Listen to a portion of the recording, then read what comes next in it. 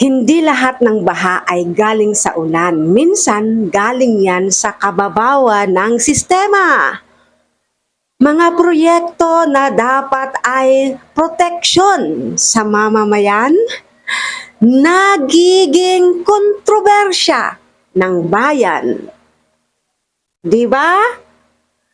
Ngayon, pangalan ni Senador Bongo nadadamay sa issue ng mga flood control project ng DPWH dahil daw sa umano'y connection sa kontraktor ng mga diskayas. Pero teka, totoo nga ba ito? Legit bang sabwatan o may sabwatan o baka naman politika lang ulit? Magandang araw po mga kababayan. Tara, himayin natin. Isa-isahin, himay-himayin. Itong issue na ito nang walang takot, walang pinapaboran at walang iniiwasan dahil ang katotohanan hindi dapat kinatatakutan. Hi everyone, welcome to Marisol Templo Talks. This channel is all about real talk, current events, and everyday life, grounded in faith, family, and truth. Ayon sa mga ulat ng Rappler, Philstar at sa TV5, iniimbestigahan na ngayon ng DPWH at ng Office of the Ombudsman ang umano'y connection ng mga diskayas na mga kontraktor ng flood control projects sa kumpanyang CLTG Builders na pag-aari daw ng ama ni Senador Bongo. At ayon po sa datos, halos 5 billion pesos ang halaga ng mga proyektong nakuha ng mga diskaya sa mga flood control project sa loob ng ilang taon. Pero syempre, mabilis ang reaksyon ni Bongo. Diretsahan niyang sinabi na wala po akong connection sa mga diskayas. Hindi ko po sila kilala. Ito ang sinabi ni Senator Bongo. Malinaw, pero ito ang tanong ng taong bayan. Ang tanong natin, kung walang connection, bakit daw lumulutang ang pangalan ng kumpanyang pag-aari mismo ng pamilya niya sa mga joint ventures project noong 2017? Alam niyo mga kababayan, hindi ito tungkol lang sa pangalan. Ito ay tungkol sa prinsipyo. Kasi kung flood control project yan, pera ng bayan yan. Buwis nating lahat. Dapat malinaw sino ang kumikita, sino ang pumipirma, at sino ang tahimik lang pero nakikinabang. Sino nga ba? Kasi kung may nangyaring sablay sa proyekto, hindi lang ito simpleng issue. Hindi lang ito simpleng issue ng papel, kundi ng pananagutan.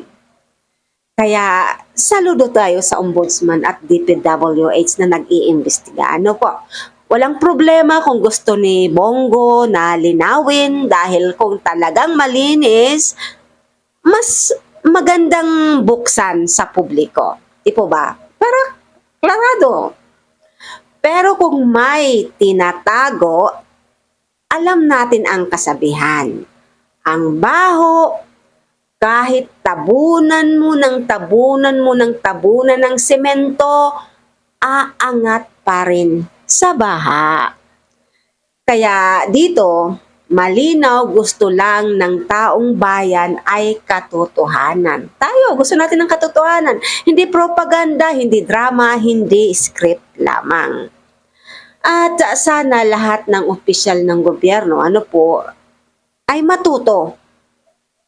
At matuto rin tayo na ang posisyon ay hindi panghari, kundi pang serbisyo.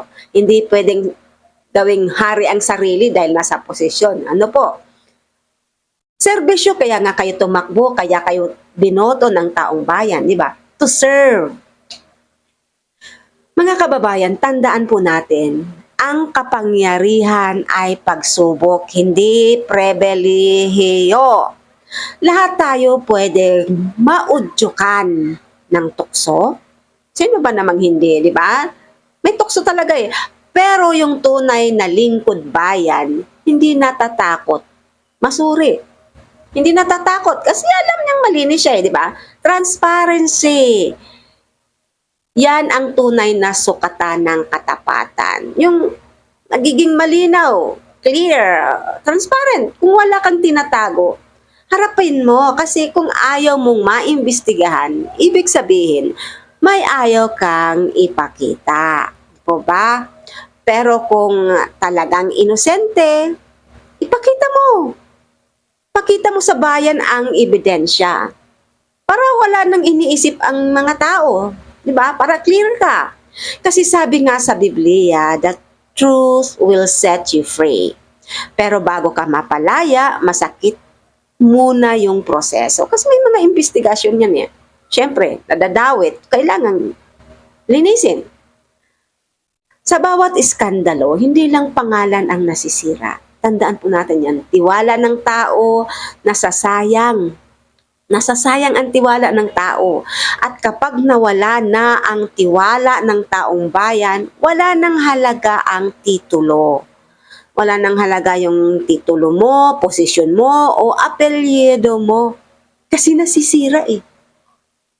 Nasisira. So, parang imbis na maayos, maganda, yung tao, hindi na maganda ang paningin, di ba? Alam nyo, sa panahon ngayon, hindi lang natin kailangan ng matalinong leader. Kailangan natin ng may takot sa Diyos. Opo, importante yan, wag nating baliwalain. Kasi kung may takot ka sa Diyos, ang mga politiko, ano po, yung mga naglilingkod sa bayan, tayong lahat, kahit walang kamera, gagawin mo ang tama.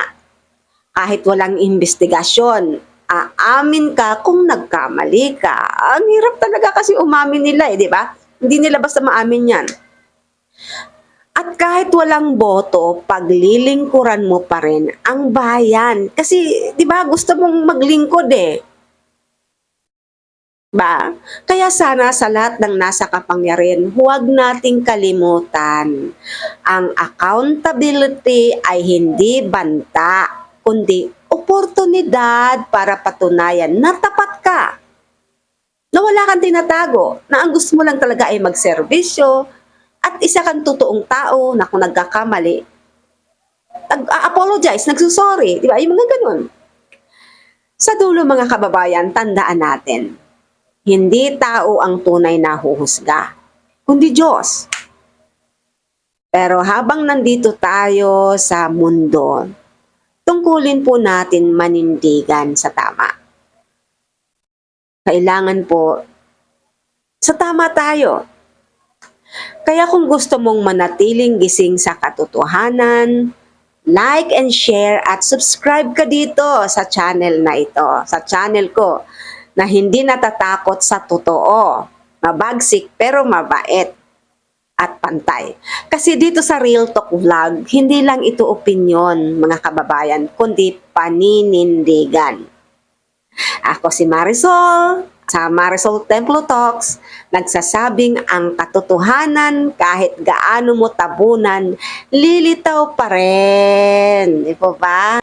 Believe in yourself, believe in God, and share love. Thank you so much for watching. God bless Philippines. And of course, huwag kalimutang i-share. Ano po? See you in my next vlog. Thank you so much. Thank you for all your support. Ano po? I love you all. God bless you. God bless you. God bless the Philippines. Bye for now.